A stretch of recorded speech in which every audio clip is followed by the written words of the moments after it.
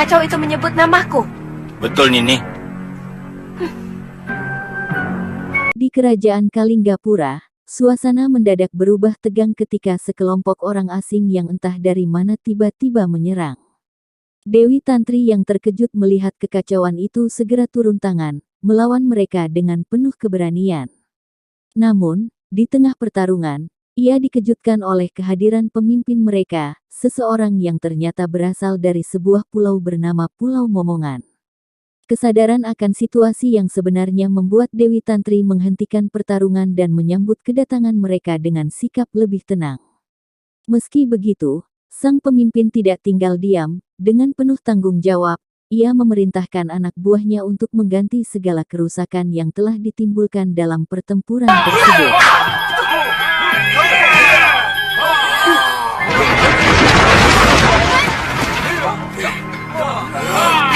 Paman!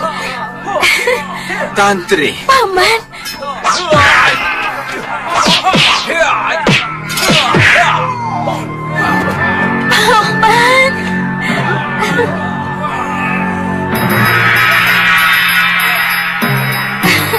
Tantri. Paman!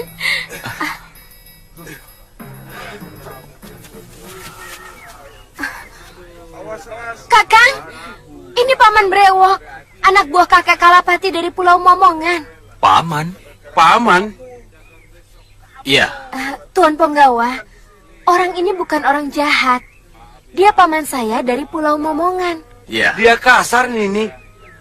Bertanya sama orang membentak-bentak. Maafkan mereka. Kebiasaan di pulau terpencil membuat mereka tidak kenal tata krama. Ini Paman Brewok. Walaupun orang lain, tapi sudah saya anggap sebagai paman sendiri. Oh ya, Paman. Dari mana Paman tahu saya ada di sini? Aku mampir ke Padepokan Sugalu. Oh. Hai anak-anak, bantu para penduduk. Kalau ada yang pecah, diganti. Terima kasih, Paman. Tuan Penggawa, tolong bantu mereka ya. Baik, Nini. Setelah menghadap Bre Isdayu, Nyai Dewi Sintawati memberitahu kemungkinan kamu ada di sini. Aku kangen sekali sama Paman, sama kakek, dan semua orang-orang yang ada di Pulau Momongan. Oh ya, Paman, bagaimana kabar kakek?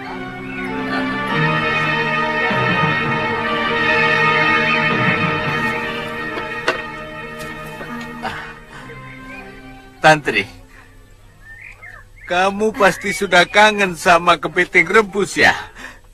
Sama ikan panggang baronang.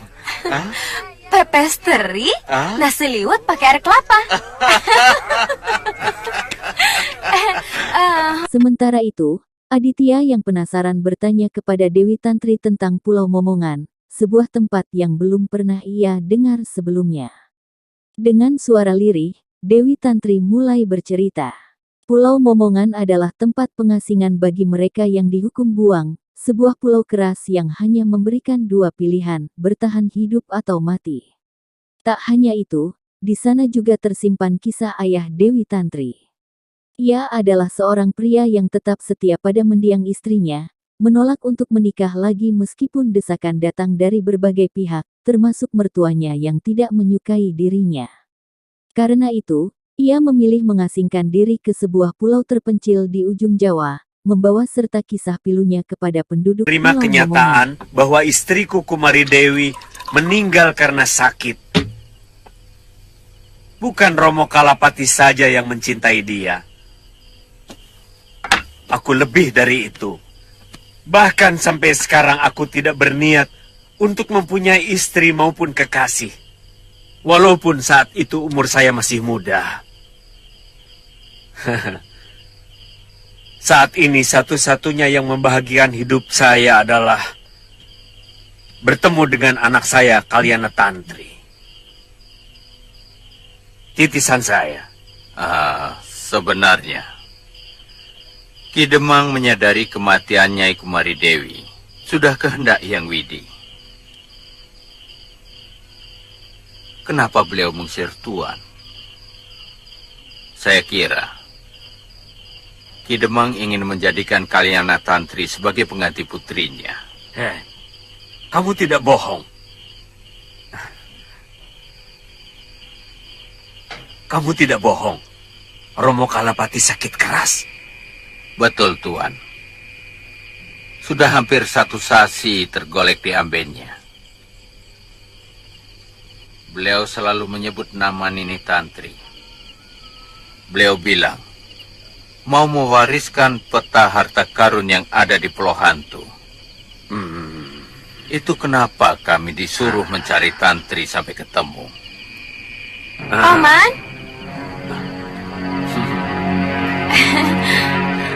Bopo, makanan sudah siap.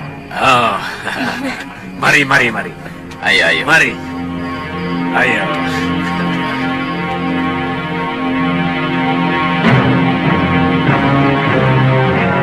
Di tempat lain, hamparan sawah luas membentang, menyajikan pemandangan yang begitu indah namun menyimpan kisah tragis.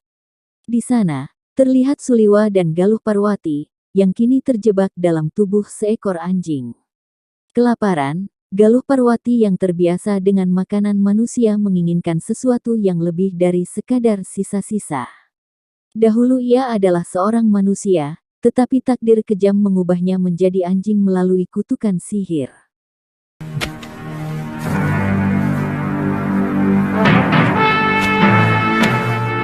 Tegur orang itu, Ki.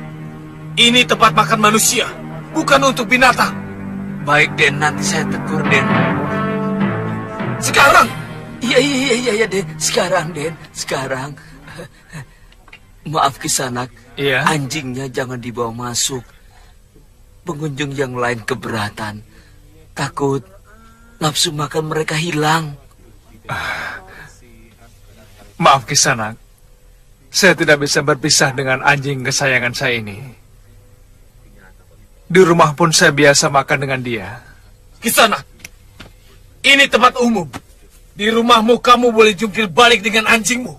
Itu urusanmu.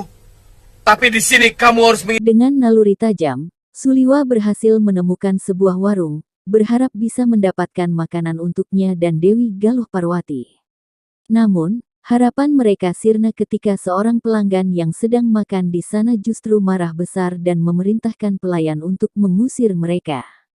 Tidak terima diperlakukan demikian, situasi memanas dan tanpa disangka, pertarungan pun pecah di tempat itu. Ketegangan semakin meningkat, hingga akhirnya kisah ini berlanjut ke episode berikutnya. Lebih baik kita makan dulu.